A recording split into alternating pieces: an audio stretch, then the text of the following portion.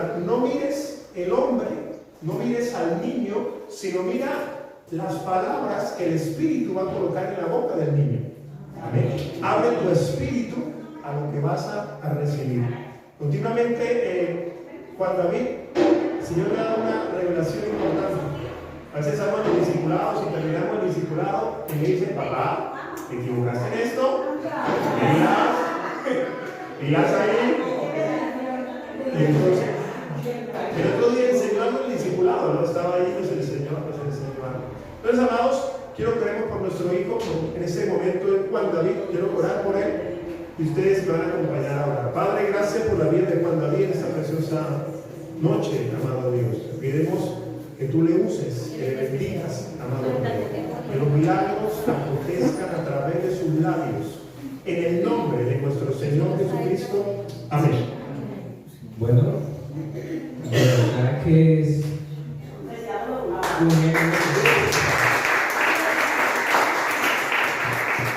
estudiándolo, hoy compartir la palabra. Doy gracias primeramente a Dios y a mi papá por esta gran oportunidad que Él me ha dado. Bueno, hoy quiero hablar, mi título para este tema se llama En la prueba se clama, no se llora.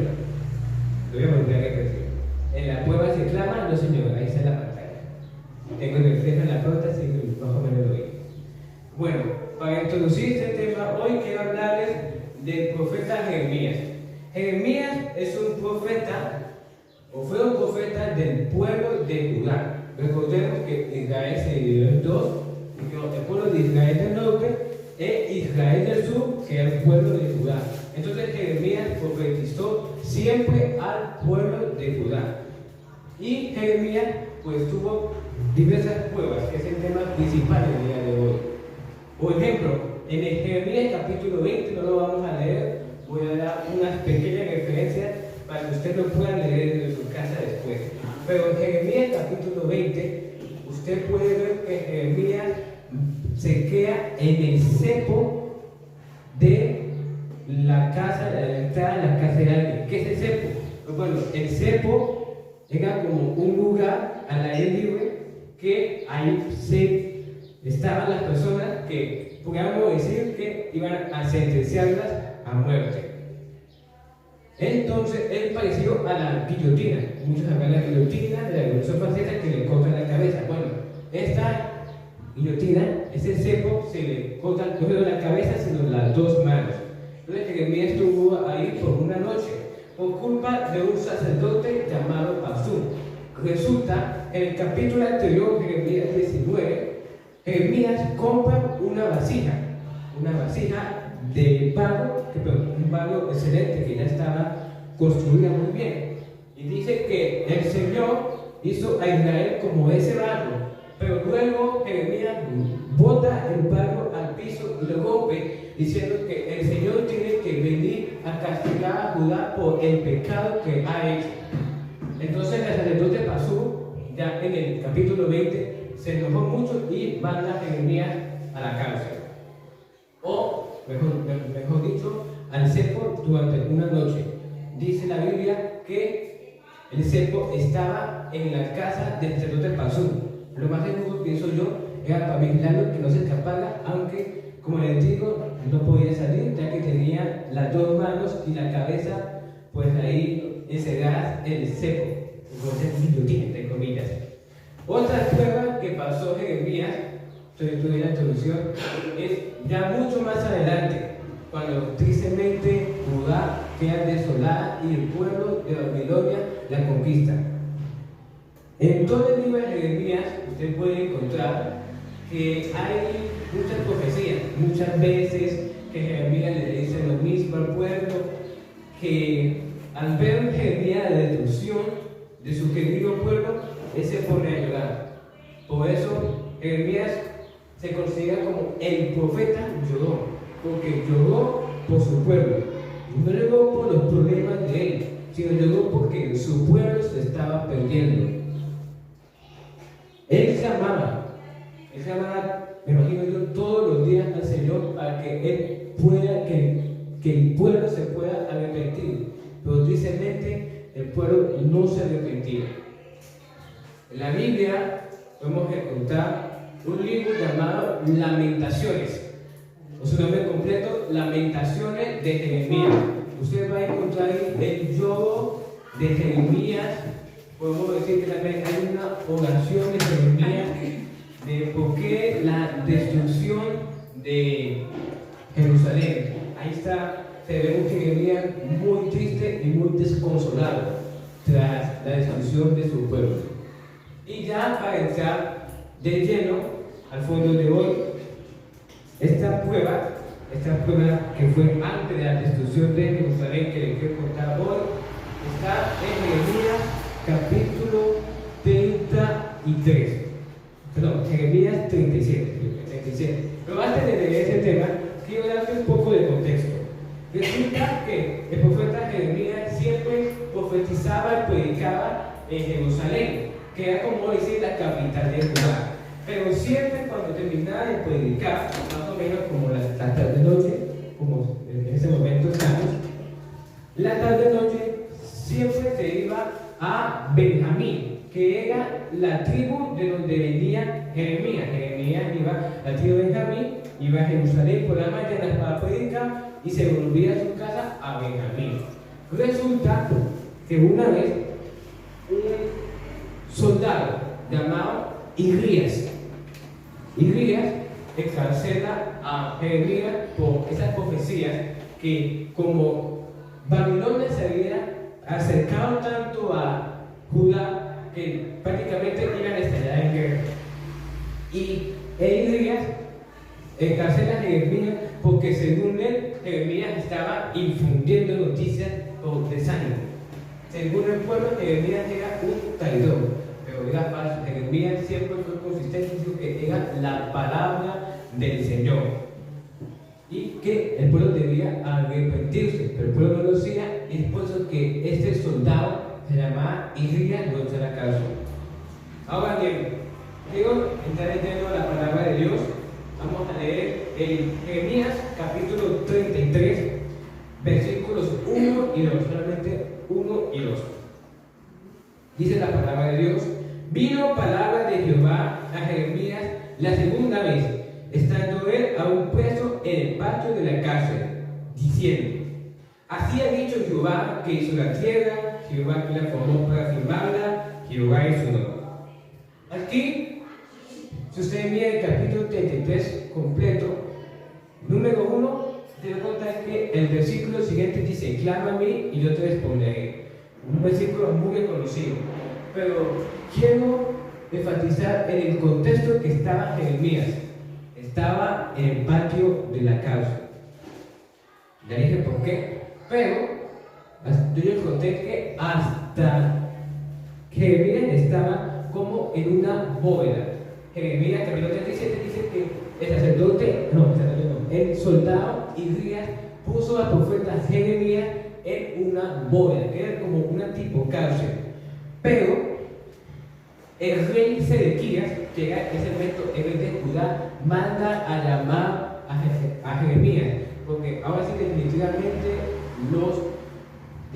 Babilonia iba a estar cerca de Jerusalén e iba a estallar la guerra. Judá y Egipto están haciendo como un pacto así para a ver si unidos iban a pelear, porque Egipto también era enemigo de Babilonia. Pero resulta que mientras Jeremías estaba en la bóveda del lado, los caldeos, o sea, los babilonios, iban hacia Judá, pero los egipcios iban también a Judá para ayudarlos. Pero entonces los babilonios se desviaron para ir hacia Egipto, para primero conquistar o domar a Egipto, para luego ir a Judá. Los judíos no se dieron cuenta que los caldeos se desviaron para ir a Egipto y pensaron que ya no iban a volver, pero sí se están preocupando de que los egipcios no iban a venir. Así que el rey Sedequías ahora sí mandó a llamar al profeta Jeremías y dijo: bueno, Jeremías, usted que es profeta, háblenos. Y lo vamos a leer. Jeremías capítulo 37, versículos 16 a 21. Dice la palabra de Dios: esto fue Jeremías en la casa de la cisterna y las bóvedas. Teniendo estado allá, Jeremías como un día. Lo que les dije después de que lo llevó el soldado Irías.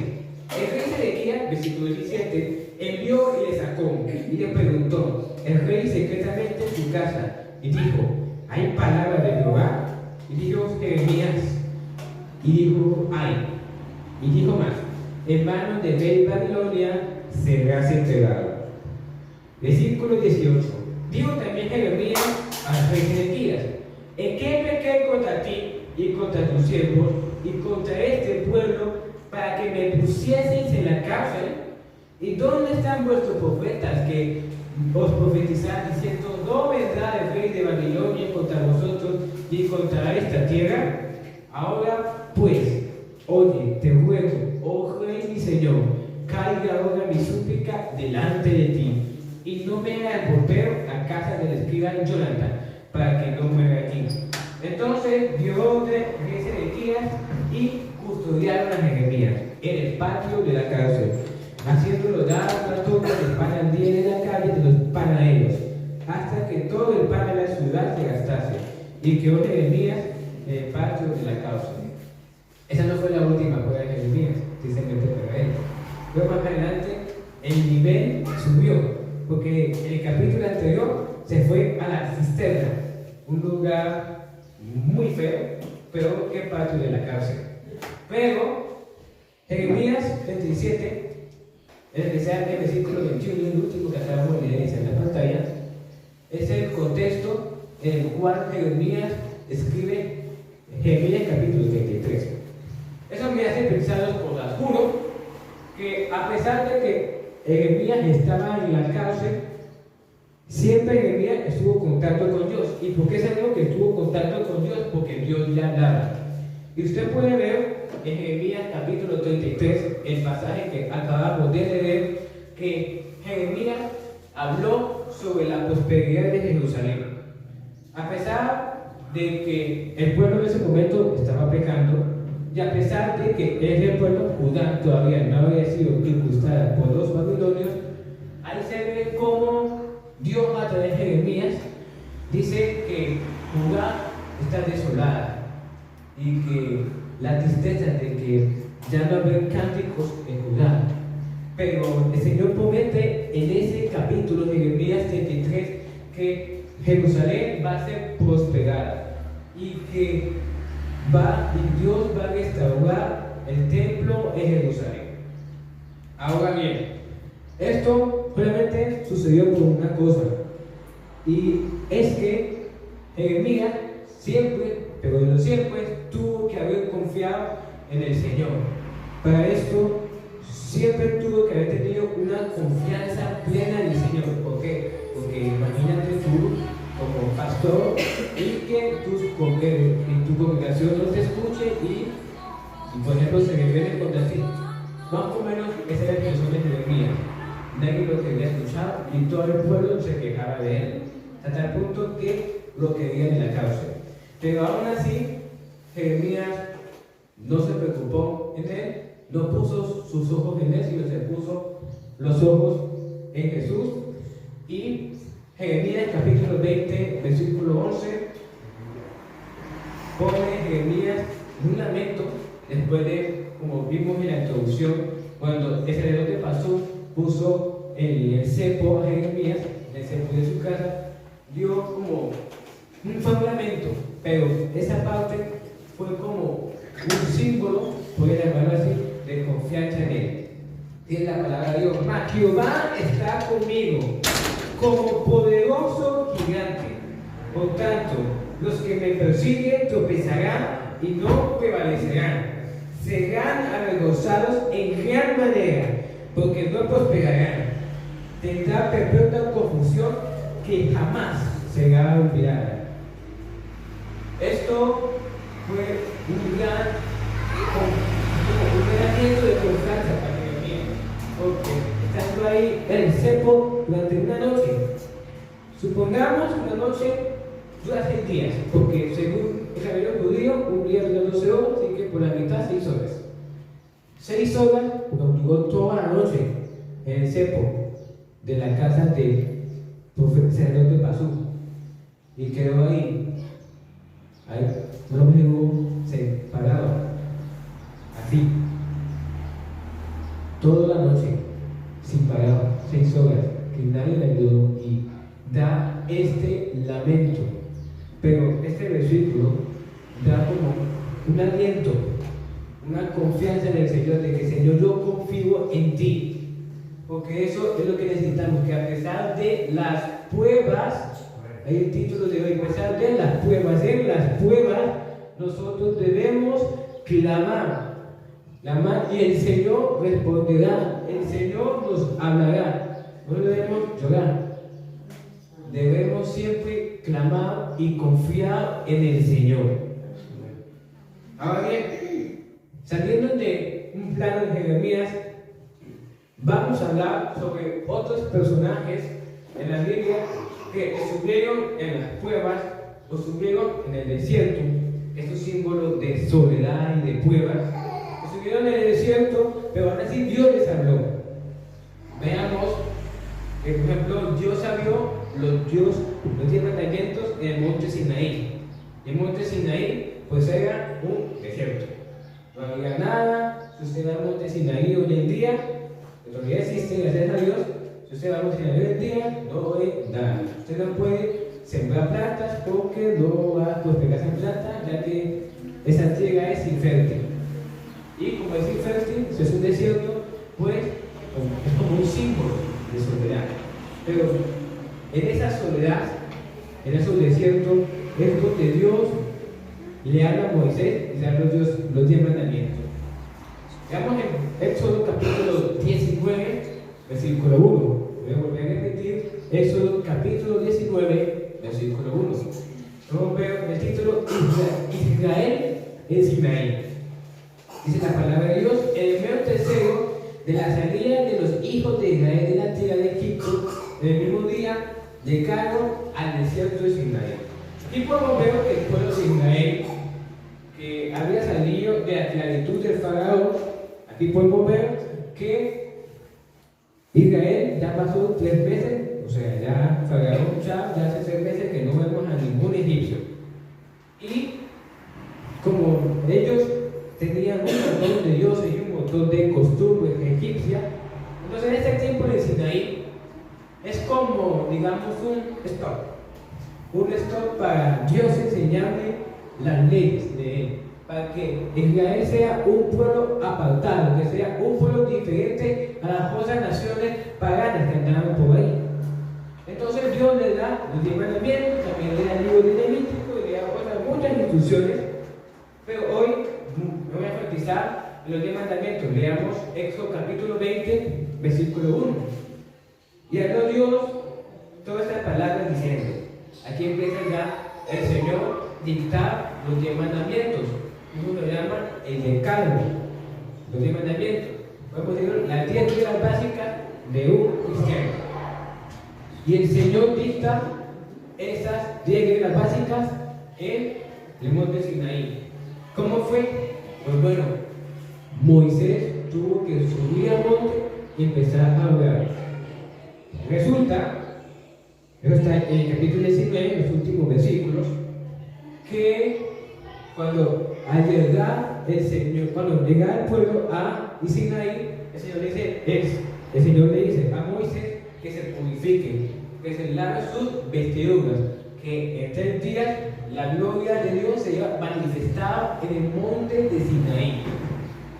Y pues entonces 3 días después sucedió así, la gloria de Dios se manifestó en Sinaí.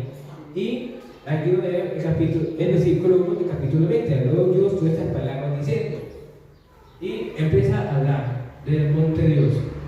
Luego podemos ver a partir del versículo 18 de este capítulo el temor del pueblo, no lo vamos a leer, pero que el pueblo tuvo temor de Dios.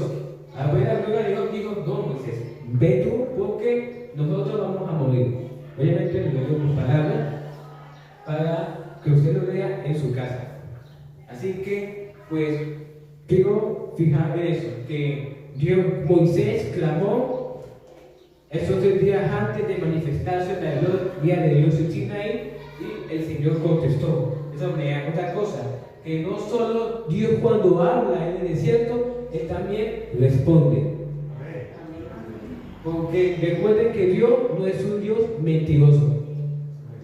Dios puede hacer todo, excepto mentir. Y eso es una gran cualidad de Dios, que nos debe fortalecer cada día.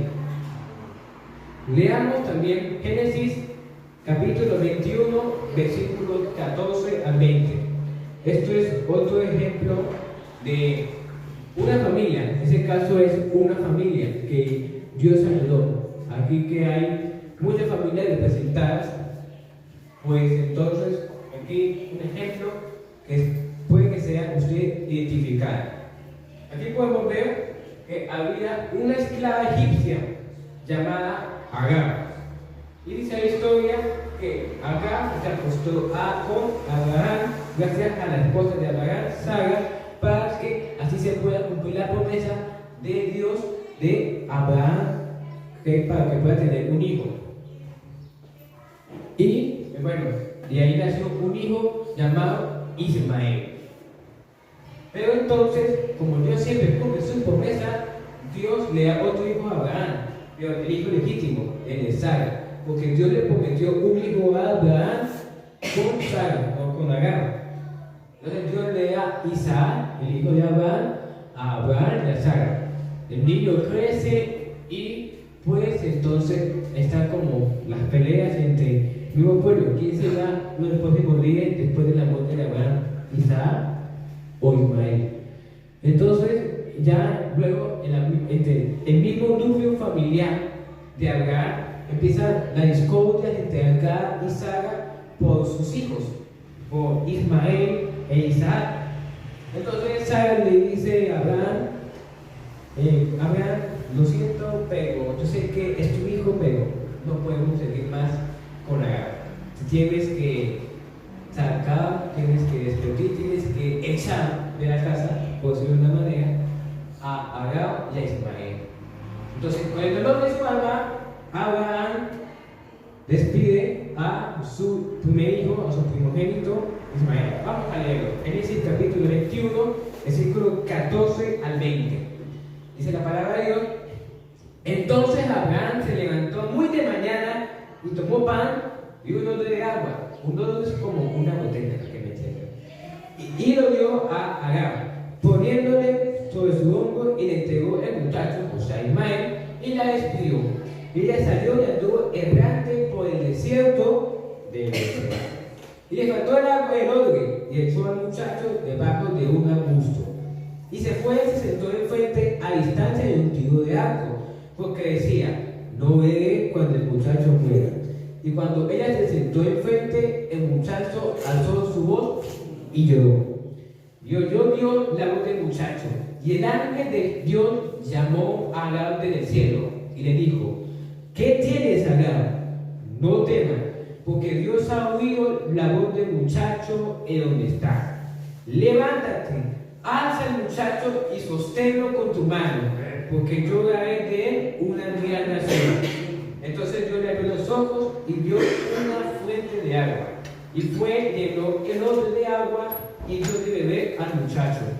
Y vio que estaba con el muchacho, y creció y habitó en el desierto, y fue tirando de agua. Miremos acá.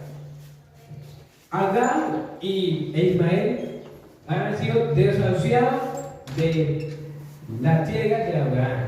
O sea, habían sido desechados. Mismo Abraham, gracias a Sara, también hay que decirlo, los echó. Y momentos donde ya no había agua, ya no había con qué beber, el niño, pero también Agar, pareció de ser. Pero el muchacho necesita más agua, se está muriendo de sed. Aquí lo importante está en el versículo 16. El muchacho alzó su voz y lloró. Alzó su voz. Y en el versículo 17 dice la palabra que Dios escuchó la voz del muchacho. Porque en el desierto, a pesar de que hay pruebas, siempre Dios lo va a oír.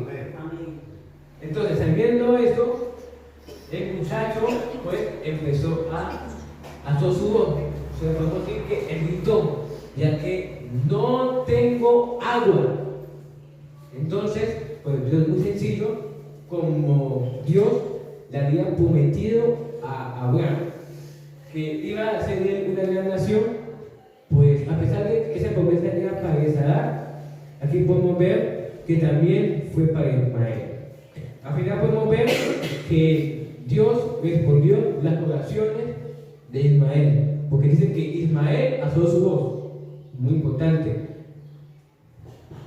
Y pues este Ismael hizo una gran ciudad, una gran nación, la palabra de Dios de nuevo cumpliéndose.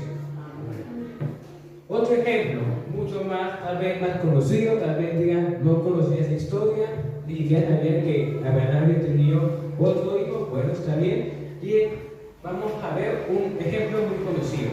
Mateo capítulo 4, versículo 1. Es un capítulo muy famoso sobre la tentación de Jesús, cuando el diablo tentó a Jesús. Entonces, Jesús había sido bautizado en el capítulo 3 y se va al desierto. Pero algo muy importante que aparece en este versículo, vamos a leer, que fue el Espíritu que lo llevó. Veamos la palabra de Mateo 4:1. Entonces Jesús fue llevado por el Espíritu al desierto para ser tentado por el diablo. Uno tiene que entender que algunas veces Dios nos lleva al desierto para probarnos. Muchas veces nosotros nos metemos nosotros mismos en los desiertos, como le pasó a José, por decir los sueños que tuvo, y los hermanos lo echaron en un pozo y del pozo a Egipto. Pero algunas veces Dios nos lleva al desierto. ¿Y por qué Dios nos lleva al desierto? Para probar nuestra fe, para que tengamos comunión con Él. Y eso fue lo mismo que pasó con Jesús, que Jesús estuvo 40 días y 40 noches ayunando en pleno desierto. Como era desierto, no había ni agua, ni había pan, ni nada de comida, ni nada de bebida, ni nada. Solamente era Dios y su Hijo Jesús. Incluso la primera tentación que le da el diablo a Jesús es si le convierte una piedra en pan. Esto es muy importante, ya que el diablo le estaba incitando a romper la relación que tenía Dios y Jesús, ya que se convertía la piedra en pan.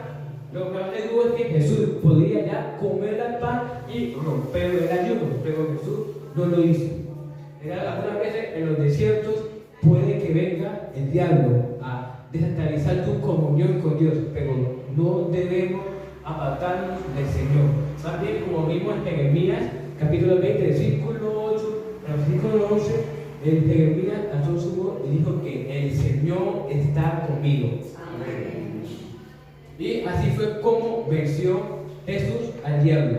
Fue con oración. Él la prueba, él clamó, él oró, él ahí solo en ese gran desierto oró y pudo vencer al diablo.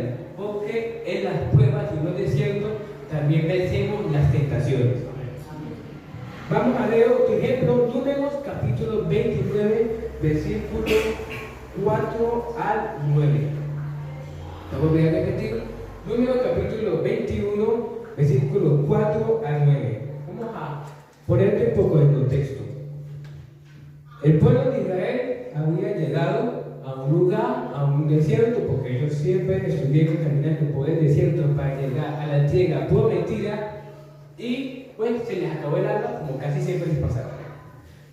Y entonces le empezaron a quejarse con Moisés y tal, y bueno, ¿qué pasa con el agua? Y así, ¿qué pasa? Que nos estamos muriendo de sed y de hambre. Entonces Dios le tiene un castigo preparado para el pueblo de Israel. Ya lo vamos a leer. Dice la palabra de Dios: después partieron del monte de Or, camino de Mar Rojo, para rodear la tierra de Edom, y desanimó el pueblo por el camino. Versículo 5.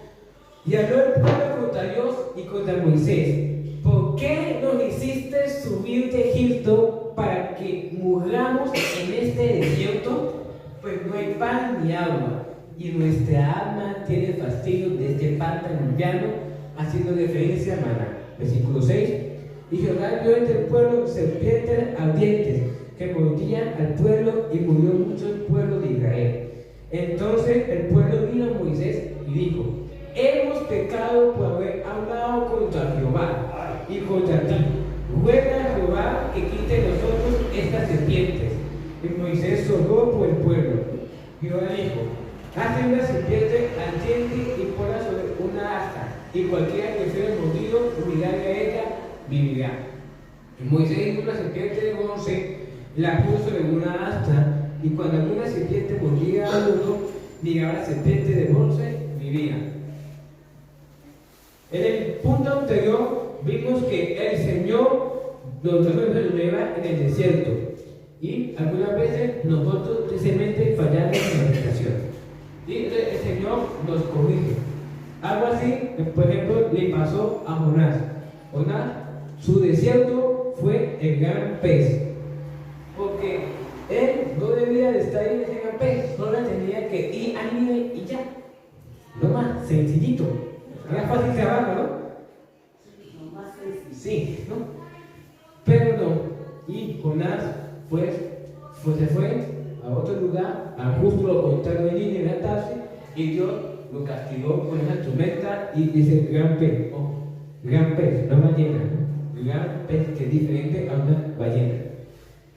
Y algo parecido nos pasa algunas veces cuando estamos en las pruebas en el desierto, y eso fue lo que pasó con el pueblo de Israel en este desierto, en el monte de Og, que como vamos a ver era un desierto.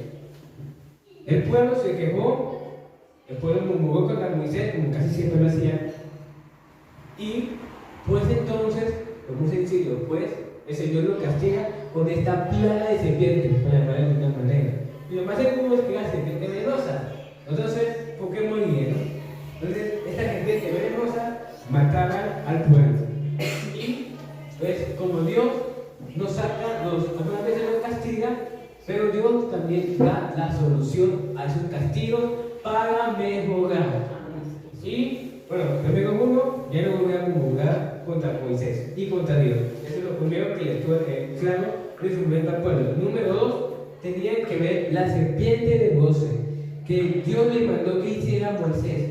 Y ahí, en esa serpiente de bronce, solamente tenían que mirar y podía ser sanado de la picadura de la serpiente venenosa. Ya no morían si veían la serpiente de bronce. La serpiente de bronce es un símbolo de salvación, ya que se cree que la forma en la que tuvo que haber puesto la serpiente de bronce Moisés fue en una forma de cruz, como murió nuestro Señor Jesucristo. Así que es puesto que la serpiente de bronce es un símbolo de salvación, ya que algunas veces también Dios nos salva en los problemas que estamos cuando estamos en un desierto. Esta serpiente de bronce, digamos, fue la salvación para muchos israelitas que estaban al borde de la muerte, que estaban en las últimas, como se dice, que ya esa serpiente venenosa, ese veneno, ya estaba por todo su cuerpo y ya al parecer era la hora de partir de este mundo. Pero con tan solo ver esa serpiente de bronce, Dios hizo el milagro de sanar a todo aquel que lo veía. Vamos a leer ya este punto. Quiero finalizar el tema de hoy. Vamos a Éxodo capítulo 35, versículo 10 al 11. Aquí estamos todavía después de Monte Sinaí, todavía estamos en el Monte Sinaí del desierto. Ya Dios dio el mandamiento, el decálogo, también llamado, como a mí me gusta, la 10 reglas básicas de un cristiano. Y entonces el Señor les pide como uno de esos, digamos, esas nuevas reglas que ahora tiene Israel para agradar a Dios y ser diferente a las otras naciones paganas. Ahora les dice el Señor, bueno, vamos a hacer un tabernáculo, símbolo de adoración. El Señor quería que Israel lo adorara y lo adorara en un lugar específico, así como hace un momento adoramos a Dios en este lugar. Entonces Dios quería hacer lo mismo con Israel mientras estaba en el desierto. era porcionar ese tabernáculo, porque más adelante en la historia, con el reino de Israel, había un templo para adorar a Dios, que fue el templo de Salomón. Pero mientras tanto pasaba eso, en el desierto estaba el tabernáculo. Entonces, ahí, en el desierto, Dios manda las instrucciones del tabernáculo. Porque en la prueba también debemos adorar a Dios. Éxodo capítulo 35, versículos 10 al 11. Todo sabio de corazón de entre vosotros vendrá y hará todas las cosas que Jehová ha mandado: el tabernáculo, su tienda, su cubierta, su cochete, sus tablas, sus varas, sus columnas y sus basas. Aquí era, bueno, usted puede ver un poquito más atrás cómo fue la construcción del tabernáculo. También el libro de Levítico lo profundiza más, pero la idea es aquí que el pueblo hizo el tabernáculo al pie de la letra como el Señor se lo dijo a Moisés. Ahí se el pueblo buenísimo. Y entonces, cuando después de haber terminado el tabernáculo, por ejemplo, Dios descendió su gloria en el tabernáculo, porque cuando nosotros adoramos, la gloria de Dios se manifiesta. Pero antes de la manifestación de Dios, que ocurre al final del libro de Éxodo, el pueblo termina y lo hizo en el desierto. Como te acabé de decir, fue toda la obra fue hecha en el desierto, porque en el desierto, como ya les dije, también adoramos. Éxodo capítulo 39, versículo 2, dice la palabra del Señor,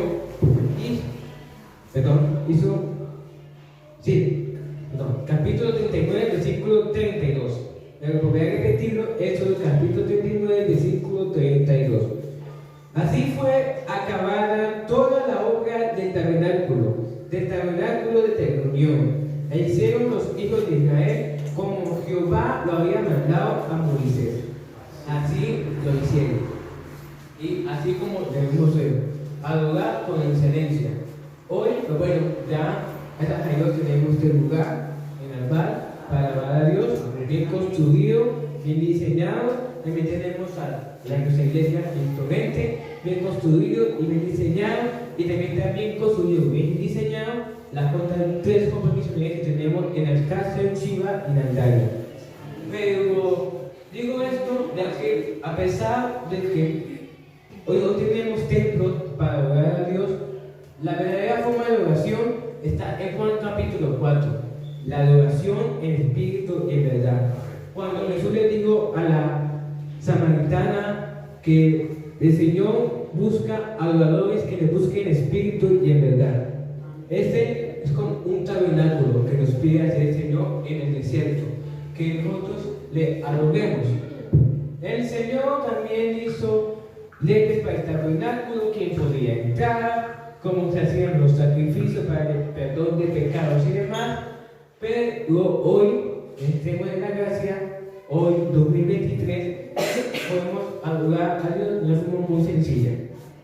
Ya vamos a terminar, para ir aterrizando, es que debemos clamar es luchar en las pruebas, porque las pruebas van a venir y debemos clamar.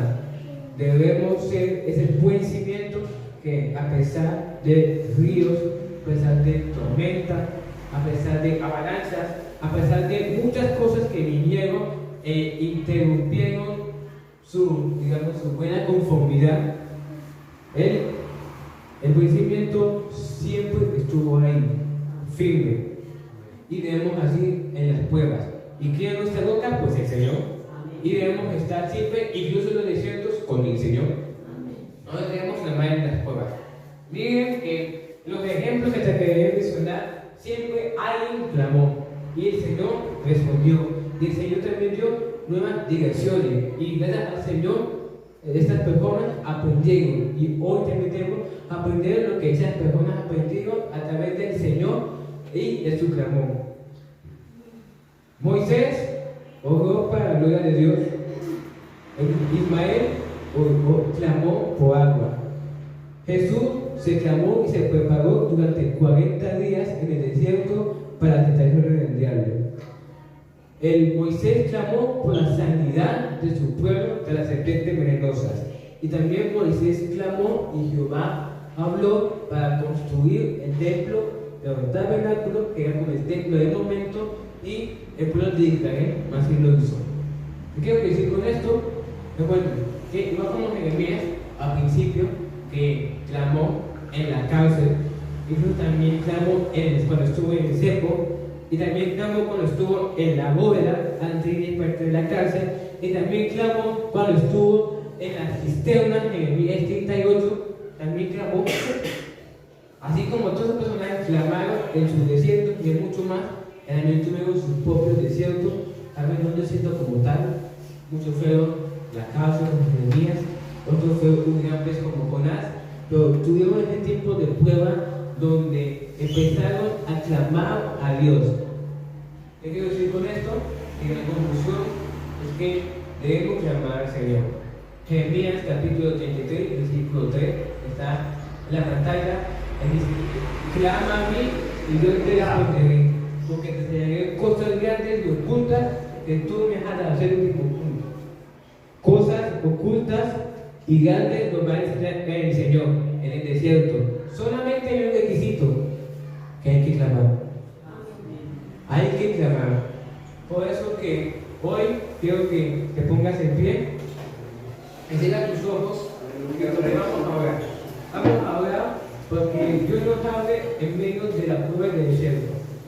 No conozco tu situación, no conozco lo que estás pasando, no sé si ni siquiera estás pasando por un desierto, pero sí sé que si pasas o si lo que está pasando, eso te puede servir de mucha ayuda. Oremos al Señor. Padre, Señor, hoy te pido, Padre, Señor, tú hablándonos, Señor. Háblanos, Señor, cada día más, Padre, que tú seas, Padre mío, hablándonos, Señor, cada día más, Padre. Tú, Señor, que nunca has dejado un justo desamparado. Háblanos, Señor, en los desiertos. Guíanos, danos ideas, Padre, que seas tú, Padre, ayudándonos siempre en todas las dificultades que tengamos, Padre, en todas las pruebas que tengamos, en todas las tentaciones que estemos, Padre. Seas tú ayudándonos, Señor. Seas tú, Padre, siempre aconsejándonos, seas tú siempre hablándonos, Padre, y que siempre, Señor, seamos fieles a ti, Padre. Señor, guíanos, Señor, protégenos, que siempre podamos estar seguros y confiados, que siempre haya confianza en ti, Padre, y que nunca nos apartemos de tu palabra, sino que siempre seamos como Jeremías, que a pesar de las circunstancias siempre clamó y oró a ti. Daniel oraba 3 veces al día, y a pesar de que había un edicto que nadie podía adorar a ningún Dios, sino solamente al rey, Daniel aún seguía orando. Ese fue el desierto de Daniel, Señor, que sentó la dificultad para orar, Señor, para buscar tu nombre, se ciega en el nombre de Jesús. Que tú seas abriendo nuevos comienzos, que tú tengas nuevas temporadas, que las puertas sigan abiertas en los desiertos. Que iglesia, que pronto se va a acabar tu desierto. Y que en nombre de Jesús toda puerta que sea cerrada por el enemigo y por el humano, que el Señor siga viendo, ya que cuando una puerta Dios la abre, no se puede cerrar, a menos que es el mismo Dios la cierre. Y cuando el Señor también, cuando cierra puertas, nadie las puede abrir, a menos que nuestro Señor Jesucristo las vuelva a abrir.